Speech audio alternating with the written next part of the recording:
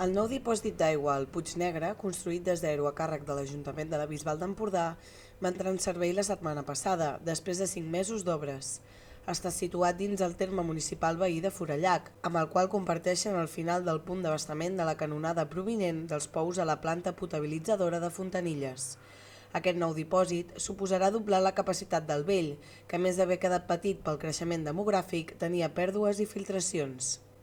Aprofitant aquestes obres que van suposar un tall de 12 hores sense aigua pels bisbalencs, l'Ajuntament també va fer treballs en la canonada principal, que, recordem, ja acumula un historial d'incidències considerable. Aquesta darrera setmana es va fer el dipòsit nou, es va acabar el dipòsit nou i van fer totes les obres de passar l'aigua i acabar de posar el dipòsit nou, deixant desús a l'antic i aprofitant que tota la ciutat per aquestes obres va estar 12 hores sense aigua. El que van fer és aquesta canonada d'aquest carrer, és la principal, és la que té més problemes i que hem de canviar a partir de l'any vinent. El que hem fet és fer un bypass perquè quan aquesta canonada principal té alguna dificultat es queda tota la ciutat sense aigua. El que serveix és perquè quan hi ha un tall d'aigua la Bisbal no es queda tantes hores sense aigua, perquè podem derivar l'aigua en aquest bypass, anar a les canonades secundàries de la ciutat i per tant el que fins ara cada vegada que hem tingut recurrentment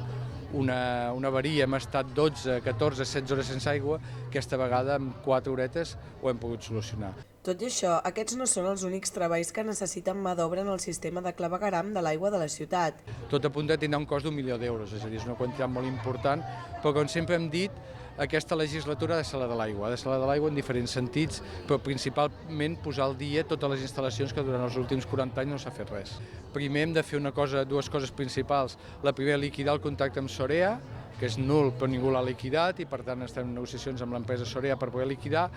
per poder també licitar per un període curt de 3 anys fins a la municipalització del servei i un cop liquidat el contracte amb Sorea ens hem de posar a fer totes aquestes obres que deia. Prèviament hem de fer un pla director per saber com està l'estat de les canonades també del clavegueram, hem de fer els reglaments de servei que no estaven fets, hem de fer tot el projecte de com ha de ser l'aigua de la ciutat.